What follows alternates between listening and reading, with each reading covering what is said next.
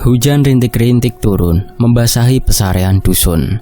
Tanah merah masih basah, menimbulkan bau khas yang bercampur dengan aroma dupa dari beberapa sesaji yang diletakkan di dekat makam baru. Di sana, kerumunan keluarga dan warga desa mengelilingi pusara Pak Slamet, seorang tokoh terpandang yang baru saja berpulang. Isak tangis terdengar samar, namun di antara para pelayat terlihat ketegangan yang membayang di wajah anak-anak Pak Slamet. Farid, anak pertama yang berpostur tegap dengan wajah keras, berdiri di sisi pusara, memimpin doa terakhir. Di sebelahnya, Rahmat berdiri dengan tangan terkepal, mencoba menahan perasaan yang campur aduk.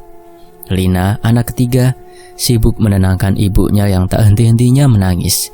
Dika, si bungsu, berdiri agak menjauh, memandang keluarganya dengan raut wajah lelah. Selesai pemakaman, keluarga berkumpul di ruang tamu rumah Pak Slamet.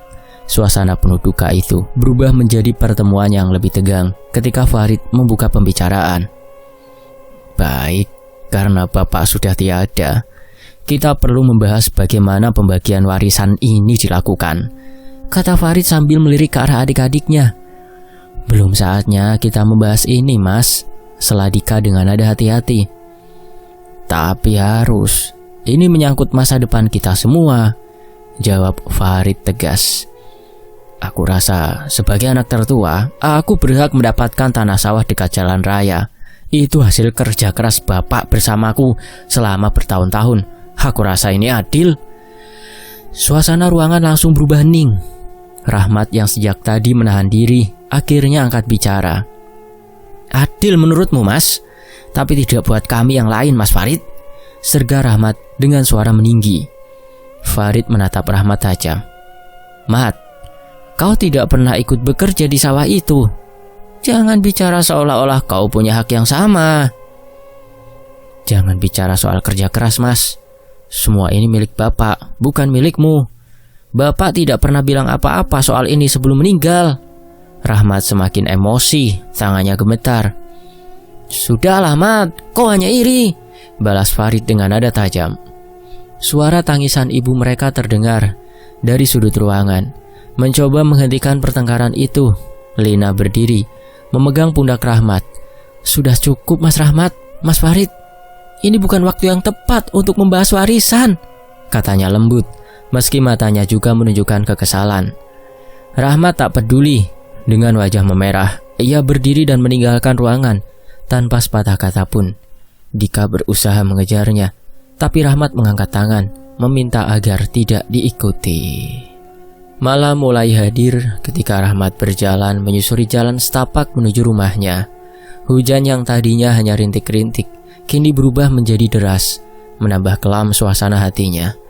Bayangan ucapan Farid terus terngiang di pikirannya. Aku yang seharusnya mendapat tanah sawah itu. Aku juga anak Bapak, pikir Rahmat dengan marah. Saat melewati sebuah pohon besar di ujung jalan, langkahnya terhenti. Angin dingin menerpa wajahnya, membuat tubuhnya bergetar. Di pojok salah satu rumah kosong di pinggir jalan, ia melihat sesuatu. Sesosok bayangan hitam berdiri diam. Sosok itu tak bergerak, hanya menatapnya dengan mata merah menyala dari balik gelapnya hujan. Rahmat mengerjap, mencoba memastikan apa yang ia lihat. Tapi begitu ia memalingkan wajah sejenak, bayangan itu lenyap. Dada Rahmat terasa sesak, nafasnya berat. Ia segera berlari menuju rumahnya tanpa menoleh ke belakang. Di rumah, ia duduk diam di ruang tamu, menatap kosong ke lantai.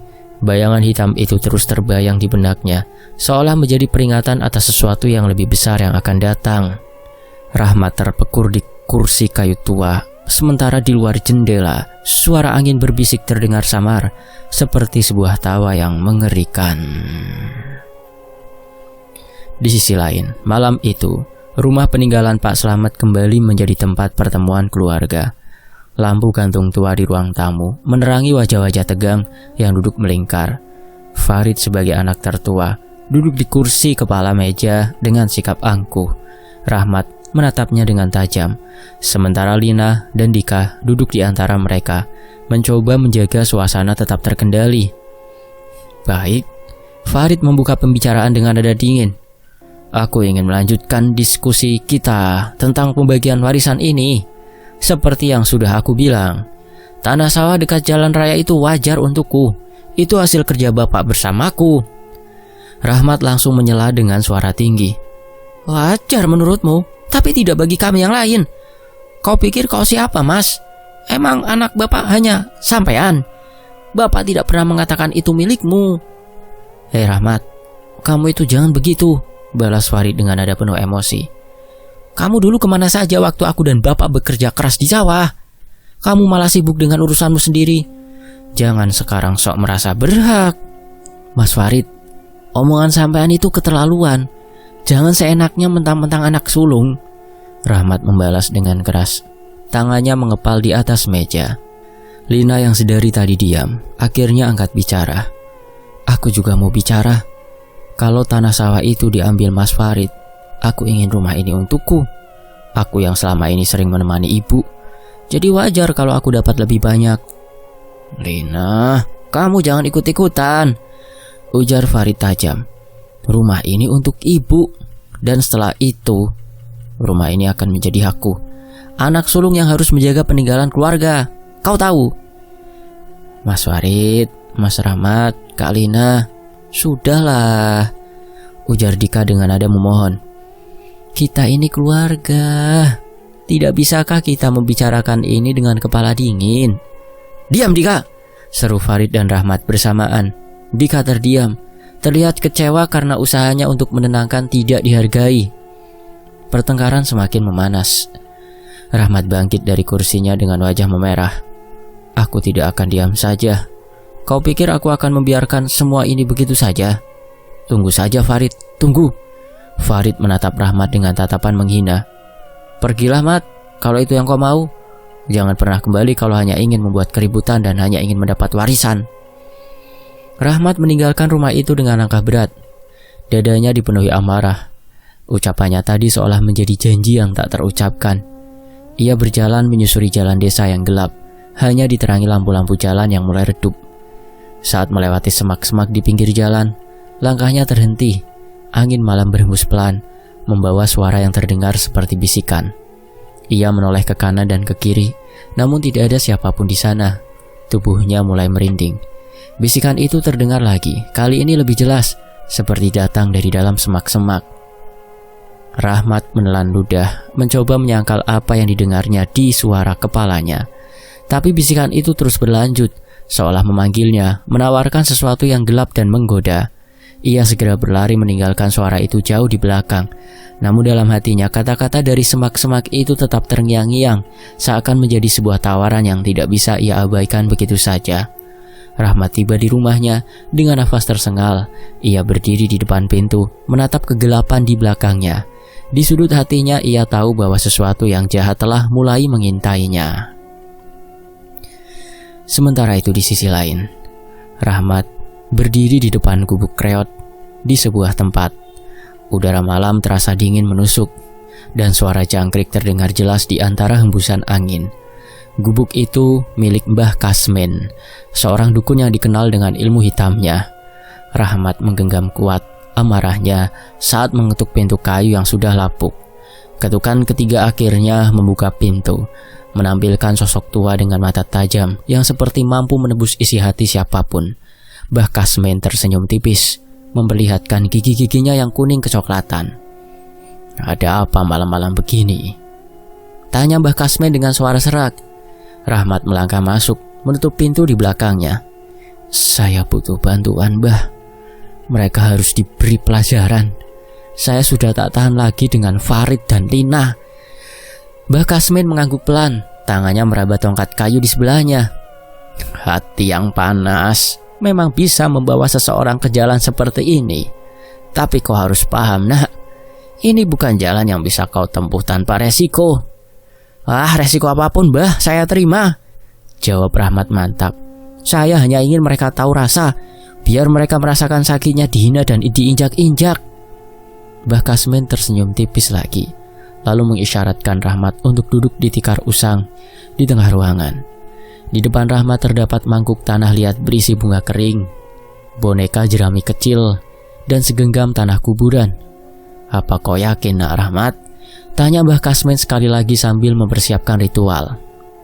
Rahmat mengangguk, matanya penuh dendam. Saya yakin, Mbah. Lakukan apapun yang perlu. Semuanya sudah saya siapkan. Ritual pun dimulai. Mbah Kasmin memejamkan mata, melantunkan mantra yang terdengar seperti kumaman dari dunia lain. Angin dingin tiba-tiba bertiup di dalam gubuk, membuat api kecil di tungku bergoyang liar.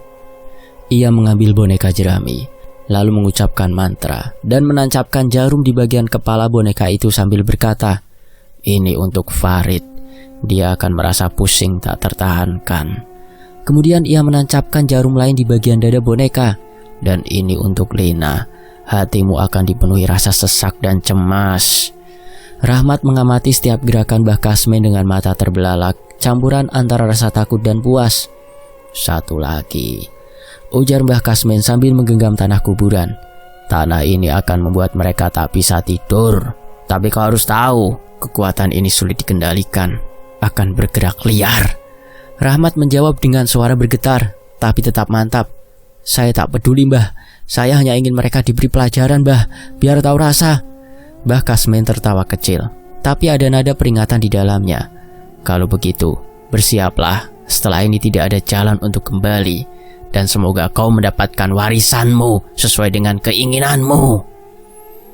Saat ritual selesai, tiba-tiba angin kencang menerpa gubuk itu, membuat pintu berderak dan daun-daun kering berterbangan. Di tengah kekacauan itu terdengar suara tawa menyeramkan, rendah dan bergema, seakan berasal dari tempat yang tidak kasat mata. Rahmat berbalik cepat, namun tidak ada siapapun di belakangnya. Hanya kegelapan yang menyelimuti sudut-sudut ruangan. Suara tawa itu semakin keras, lalu perlahan memudar, meninggalkan Rahmat dengan bulu kuduk yang berdiri dan hati yang mulai dirasuki rasa takut. Rahmat keluar dari gubuk dengan perasaan campur aduk. Meski amarahnya mulai terpuaskan, suara tadi terus terngiang di kepalanya, membuat ia bertanya-tanya, apakah keputusan ini benar? Namun dendam telah membutakan hatinya, dan harta warisan kini telah membuka pintu menuju kegelapan yang lebih dalam. Di sisi lain, malam itu, Farid terbangun dengan keringat dingin membasahi tubuhnya. Nafasnya memburu dan matanya menyapu sekeliling kamar yang gelap. Mimpi buruk yang baru saja dialaminya terasa begitu nyata. Dalam mimpinya, ia dikejar oleh sosok besar dengan mata merah menyala, taring panjang dan tubuh hitam seperti bayangan pekat. Sosok itu tak berbicara, hanya tertawa menyeramkan saat Farid berusaha melarikan diri. Farid menoleh ke istrinya yang masih terlelap di sampingnya. Ia membangunkannya dengan lembut. "Nina, bangun. Aku merasa ada yang aneh. Kepalaku pusing," katanya dengan suara gemetar. Nina mengerjap, mengusap wajahnya. "Kenapa, Mas? Mimpi buruk?" Farid mengangguk. "Bukan cuma itu, aku merasa ada yang mengawasi kita setiap saat." Nina hanya menghela nafas. "Mungkin Mas terlalu lelah. Besok pagi kita bicara lagi ya." Namun pikiran Farid tak tenang. Ia merasa udara di kamar semakin dingin dan sesekali terdengar suara aneh dari arah jendela, seperti langkah seseorang yang berjalan perlahan di atas kerikil, dan taburan pasir terasa ditaburkan di atas genteng. Sementara itu di rumah Lina, situasi tak kalah mencekam. Lina sudah beberapa malam mendengar suara orang memanggil namanya. Suara itu terdengar pelan, seperti bisikan di telinganya, namun berasal dari arah pintu kamar. Awalnya Lina mengira itu hanya halusinasi, tapi malam ini suara itu terdengar lebih jelas. Ia mencoba memberanikan diri dan membuka pintu kamar. Di balik pintu hanya ada kegelapan, tidak ada siapapun. Lina mendekap dirinya, tubuhnya gemetar. Esok harinya, ia menemui Dika, adiknya yang paling kecil, di teras rumah Pak Slamet. "Aku tidak tahan lagi. Setiap malam ada yang mengetuk pintu kamarku, tapi saat ku buka, tidak ada siapa-siapa," curhat Lina, suaranya penuh kecemasan. Dika menatap kakaknya dengan serius. "Mbak Lina, coba tenangkan pikiran dulu. Mungkin ini hanya sugesti." "Tidak mungkin, semuanya terlalu nyata, Dik," serga Lina, matanya berkaca-kaca. Di lain waktu, Farid mulai merasa semakin terganggu. Ia memutuskan untuk menyelidiki apa yang terjadi di rumahnya. Suatu malam saat semua orang sudah tidur, ia duduk di ruang tamu dengan lampu kecil menyala. Saat itulah ia melihat sesuatu yang membuat jantungnya hampir berhenti. Di luar jendela terlihat sosok kuntilanak berdiri dengan wajah pucat dan rambut panjang yang menjuntai. Matanya merah menyala memandang langsung ke arah Farid. Ia terperangah tidak bisa bergerak hingga sosok itu perlahan menghilang di balik bayangan malam. Panik, Farid berlari masuk ke kamar dan membangunkan Nina. "Nina, aku melihat sesuatu di jendela. Ini bukan mimpi," katanya dengan nada mendesak. Namun Nina hanya memandangnya dengan bingung dan mencoba menenangkan dirinya. Pada malam yang sama, di rumah Lina, suara langkah berat terdengar dari loteng. Lina yang sudah terbiasa mendengar suara-suara aneh mencoba mengabaikannya. Namun kali ini suara itu begitu keras, seperti seseorang sedang menyeret benda berat di atas kepala. "Lin, kamu dengar suara itu?" tanya suaminya, Wawan, yang juga mulai merasakan ada yang aneh. Lina hanya mengangguk, wajahnya penuh ketakutan. "Ada yang tidak beres dengan rumah ini," bisiknya dengan suara serak. Keesokan paginya, Farid menemukan sesuatu yang membuat bulu kuduknya berdiri. Di teras rumahnya, ada benda yang menyeramkan, yang penuh dengan paku tertancap di seluruh benda itu. Benda itu ditempatkan dengan posisi menghadap pintu, seakan sengaja diletakkan di sana untuk dilihat oleh Farid.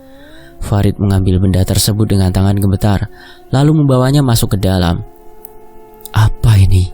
katanya dengan nada putus asa. "Aku harus mencari tahu siapa yang melakukan ini." Teror semakin menjadi dan baik Farid maupun Lina mulai sadar bahwa mereka sedang menjadi sasaran kekuatan gelap. Namun siapa dalangnya? Pertanyaan ini mulai merasuki pikiran mereka, meskipun jawaban yang menakutkan semakin dekat. Dika duduk di teras rumahnya sambil memandangi langit sore yang mulai berwarna jingga. Wajahnya dipenuhi rasa gelisah. Keanehan yang menimpa keluarganya tak bisa lagi dianggap sebagai kebetulan. Suara-suara, penampakan, dan kini benda di rumah Mas Farid membuatnya merasa ada sesuatu yang salah. Seakan ada teror gaib yang mengintai mereka. Sebagai anak bungsu, Dika selalu menjadi penengah. Namun kali ini masalahnya jauh lebih rumit. Ia merasa ada sesuatu yang lebih besar daripada sekedar konflik warisan. Ia memutuskan untuk berbicara dengan Rahmat, kakak kedua mereka yang beberapa bulan terakhir terlihat semakin pendiam dan sering menghindari pertemuan keluarga. Dika mengetuk pintu rumah Rahmat yang kecil dan sederhana. Rahmat membukakan pintu dengan wajah datar, meski matanya menunjukkan sedikit kecemasan. "Dik, ada apa? Tumben main kesini?" tanya Rahmat sambil mempersilahkan adiknya masuk. Dika masuk ke ruang tamu yang berbau dupa. Ia duduk di kursi kayu yang sudah agak usang. Di meja ada cangkir kopi yang setengah diminum dan beberapa kertas catatan yang terlihat seperti daftar belanja. "Mas Rahmat, aku mau ngomong soal keluarga kita." Dika memulai pembicaraan dengan hati-hati. Rahmat mengerutkan kening. "Keluarga? Apalagi masalahnya sekarang?" Dika menatap kakaknya serius. "Mas Farid dan Mbak Lina mengalami hal-hal aneh, Mas. Mimpi buruk, suara-suara, penampakan. Bahkan Mas Farid menemukan benda aneh yang dipenuhi paku di rumahnya." Rahmat terdiam, terlihat gelisah, tapi segera mencoba menyembunyikannya dengan ekspresi datar. "Ah, itu cuma kebetulan, Dik. Jangan terlalu dipikirkan. Mungkin mereka terlalu lelah atau stres." "Mas Rahmat, ini bukan kebetulan, Mas," kata Dika, suaranya meninggi sedikit. "Aku tahu Mas masih marah soal warisan kan? Apa benar tidak ada hubungannya denganmu?" Rahmat menatap adiknya tajam, tapi sorot matanya tak mampu menyembunyikan kegelisahan. "Ah, aku tidak tahu apa yang kamu bicarakan, Dik," jawabnya dengan nada datar, meski tangannya terlihat menggenggam erat lututnya. "Mas, aku cuma mau semua ini selesai, Mas. Kalau memang ada sesuatu, aku mohon hentikan. Keluarga kita sudah cukup hancur karena masalah ini," kata Dika dengan nada memohon. Rahmat tidak menjawab. Ia hanya memalingkan wajah, menatap jendela dengan pandangan kosong. Dika pulang dengan hati penuh kegalauan. Perasaan bahwa Rahmat menyembunyikan sesuatu semakin kuat, tapi ia tidak memiliki bukti. Malam itu setelah mengerjakan beberapa tugas kantor, Dika akhirnya tertidur. Namun dalam tidurnya ia bermimpi aneh. Ia berada di sebuah hutan gelap dengan pepohonan tinggi yang daunnya seperti terbakar, memancarkan cahaya merah. Di depan Dika berdiri seorang wanita tua dengan rambut putih panjang yang kusut. Wajahnya dipenuhi keriput, tapi matanya berkilat tajam. Wanita itu mendekat dan dengan suara parau berbisik di telinga Dika. "Kebenaran ada di balik ritual hitam." Dika terbangun dengan nafas tersengal, dadanya terasa sesak, dan ia berkeringat dingin. Mimpi itu terasa sangat nyata, seolah ada pesan penting yang harus ia pecahkan. Dika duduk di tempat tidur, mencoba menenangkan pikirannya. Kata-kata wanita tua itu di mimpinya terus terngiang di telinganya. Ritual hitam? Apakah ini petunjuk tentang apa yang sebenarnya terjadi? Dika bertekad untuk mencari tahu, meskipun ia tahu resiko yang harus dihadapi. Di sisi lain, malam itu suasana rumah Farid terasa mencekam. Istrinya duduk di ruang tamu sambil memandangi tubuh suaminya yang terbaring lemah di kamar. Farid jatuh sakit secara tiba-tiba. Seluruh tubuhnya penuh luka, seperti bekas cakaran tajam. Tidak ada yang tahu dari mana luka itu berasal. Dan setiap malam ia selalu mengigau, menyebut nama dengan penuh amarah. Di rumah Lina situasinya lebih mengerikan. Lina mengalami kerasukan di tengah malam. Jeritanya menggema ke seluruh rumah, membuat suaminya, Anton, dan anak-anaknya panik. Lina berteriak histeris, suaranya berubah menjadi serak dan berat, seperti bukan miliknya. Di rumah Lina, kejadian itu dimulai saja menunjukkan pukul 2 dini hari. Suaminya baru saja terlelap ketika ia mendengar suara dentuman keras dari arah kamar Lina. Berlari ke kamar dan menemukan Lina berdiri di sudut ruangan dengan tubuh kaku. Matanya melotot tajam ke arah jendela. "Lin, kamu kenapa?" teriak Anton sambil mengguncang tubuh istrinya. Lina tiba-tiba menjerit keras, suaranya melengking hingga membuat bulu kuduk Anton berdiri. Kemudian suara itu berubah menjadi parau dan dalam, bukan seperti suara Lina yang ia kenal. Anton mencoba memegang Lina, tapi tubuh istrinya terasa panas seperti terbakar. Lina terus menjerit hingga akhirnya ia terjatuh ke lantai. Tubuhnya bergetar hebat sebelum pingsan. Sementara itu di rumah Farid, istrinya yang duduk di ruang tamu mendadak merasakan hawa dingin menusuk. Ia mendongak ke arah pintu yang terbuka sedikit dan pandangannya membeku saat melihat sosok bayangan besar berdiri di depan pintu. Matanya merah menyala, tubuhnya tinggi besar dengan kepala yang hampir menyentuh langit-langit. Siti tidak mampu bergerak, tubuhnya terasa kaku. Sosok itu menatapnya sejenak, lalu menghilang begitu saja, meninggalkan hawa dingin yang makin menusuk. Ia segera berlari ke kamar Farid, mencoba membangunkan suaminya, tapi Farid hanya mengigau, menyebut nama Rahmat berulang kali. Dika yang merasa semua ini sudah terlalu jauh, mencoba berbicara dengan Rahmat lagi. Namun seperti sebelumnya, Rahmat terus menyangkal. Malam itu saat Dika pulang dari rumah Rahmat, ia menemukan sesuatu yang mengerikan di depan pintu rumahnya. Sebuah foto keluarga mereka yang tergeletak di tanah, tercoret setengahnya. Coretan itu di foto itu menandakan Farid, Lina. Dika mengambil foto itu dengan tangan gemetar. Wajah-wajah mereka terlihat jelas di foto tersebut, kecuali wajah Rahmat yang hitam, yang seperti terbakar oleh kekuatan iblis yang tidak bisa dikenali. Dika berdiri di depan pintu rumahnya dengan foto di tangan, tatapannya penuh kecemasan.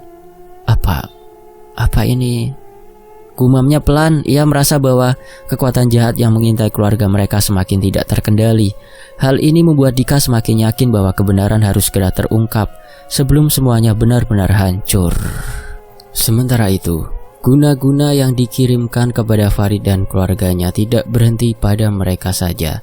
Ternyata kekuatan gelap yang ia lepaskan mulai meluas, dan tanpa disadari, kiriman itu telah membuka pintu yang tak bisa ditutup lagi.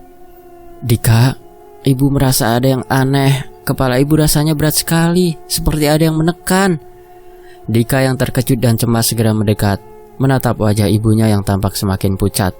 Ia menyentuh kening ibunya yang terasa panas. Dalam hatinya ia merasa bersalah. Ia tahu guna-guna yang mengirim keluarganya kini mulai menyerang ibunya. "Ibu, apa yang ibu rasakan? Apakah ada yang mengganggu pikiran ibu? Mungkin ibu terlalu lelah. Nanti kita ke dokter ya, Bu." Lalu Bu Sumiati terjatuh di kursi. Matanya mulai berair. Ia menutup kedua telinga seolah mencoba untuk menghindari suara yang berbisik-bisik dalam pikirannya. "Ada suara, Dika. Suara itu seperti menuntut sesuatu, Dik. Sepertinya ia marah." Dika merasa tubuhnya dingin. Ia tahu suara yang didengar ibunya bukan hanya imajinasi. Suara itu berasal dari kekuatan jahat yang telah menyerang keluarganya. Sesuatu yang kini sudah tak bisa dikendalikan. Tiba-tiba tubuh Ibu Sumiati tersentak. Ia menggigil hebat, matanya terbuka lebar, dan mulutnya mulai mengeluarkan suara yang tidak biasa. Suaranya berubah menjadi serak, seperti bukan suara ibunya lagi. Dika berlari ke sampingnya, mencoba menahan tubuh ibunya yang terkulai lemas. Tetapi tak peduli berapapun ia berusaha, tubuh ibunya semakin kaku, seolah ada kekuatan lain yang menguasainya. "Bu, bangun bu, apa yang terjadi?" Ibunya dengan mata yang tampak kosong dan tidak fokus mendesis. Bu Sumiati mendongak ke atas, matanya yang memerah mulai berputar-putar. Kemudian ia mulai berteriak keras, "Sakit!" Setelah sekian lama hidup dalam teror, Dika mulai merasa putus asa. Farid yang terbaring sakit, Lina yang terus dihantui kerasukan, ibunya yang merasakan sakit di kepalanya, semakin sulit ditangani. Teror dari roh-roh jahat yang dikirim semakin menjadi-jadi, dan Dika menyadari bahwa sudah saatnya untuk mencari jalan lain. Ia tidak bisa lagi membiarkan keluarganya jatuh lebih dalam ke dalam pusaran kebinasaan ini. Setelah mencari informasi dan bertanya-tanya kepada beberapa orang bijak dan orang yang ditokohkan di dusunnya, Dika mendengar tentang seorang ahli spiritual yang bisa membantu mengatasi masalah seperti yang dialami keluarganya. Ahli spiritual ini dikenal dengan nama Ki Abdurrahman, seorang yang mampu mengobati segala gangguan gaib. Orang-orang mengatakan bahwa Ki Abdurrahman atau Mbah Dur memiliki kemampuan untuk menangani serangan jin dan guna-guna dengan cara yang unik, yaitu dengan menghilangkan jin yang mengganggu dengan kekuatan doa dan ritual yang menggabungkan kebatinan yang berasal dari Tuhan semesta alam. Dika tak ragu lagi. Ia mengajak Farid dan Lina untuk menemui Ki Abdurrahman. Meskipun mereka semua masih merasa ragu dan takut. Mereka tiba di rumah Mbah Dur yang terletak jauh di luar desa. Sebuah rumah sederhana yang terbungkus oleh pohon-pohon tua. Begitu mereka sampai, Dika langsung merasakan hawa yang berbeda. Suasana di sekitar rumah itu terasa tenang dan penuh ketenangan, seperti sebuah tempat perlindungan. "Mbah, tolong kami sudah kehabisan cara. Semuanya semakin buruk."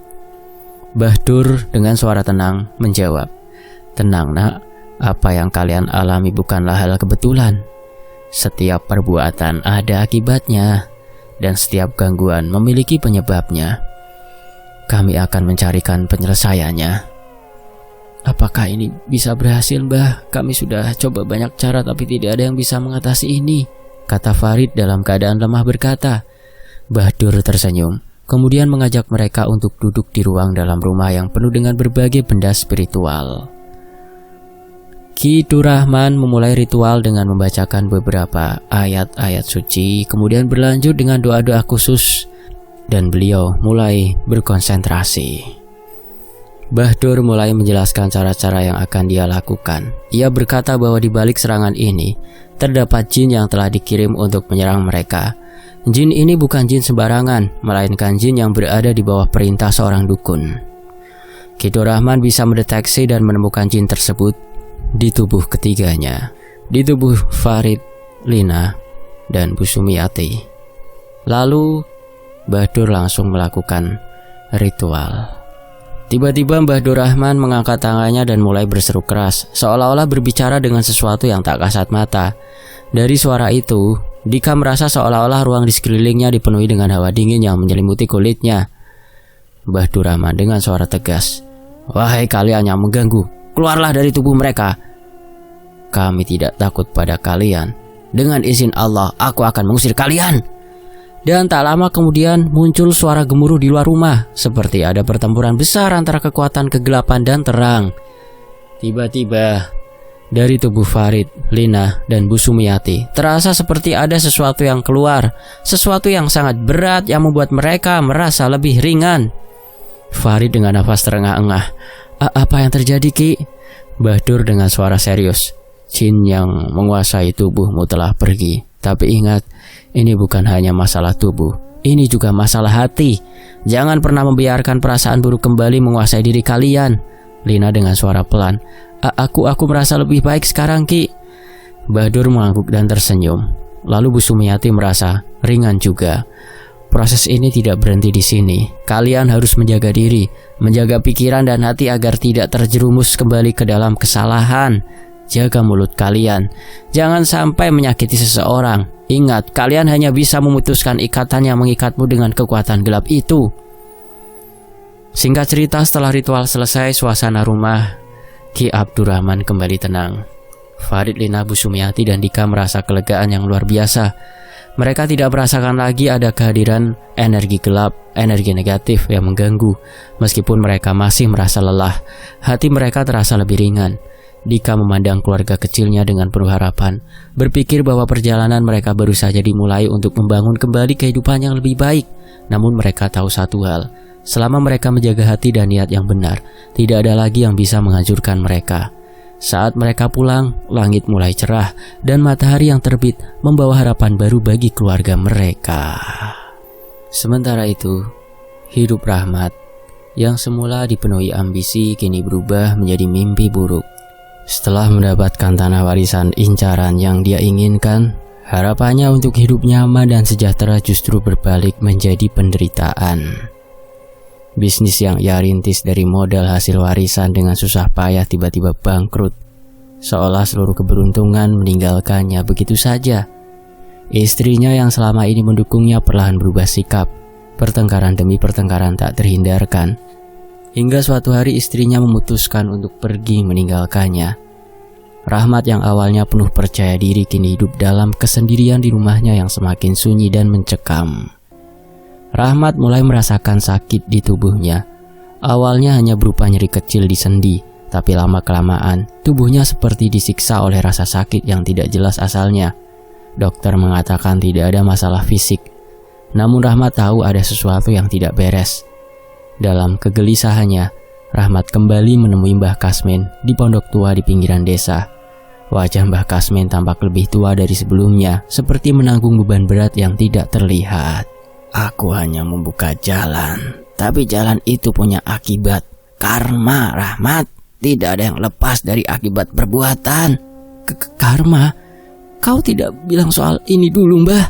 Sudah ku bilang kekuatan ini sulit dikendalikan kalau kau tidak kuat. Apa kau lupa?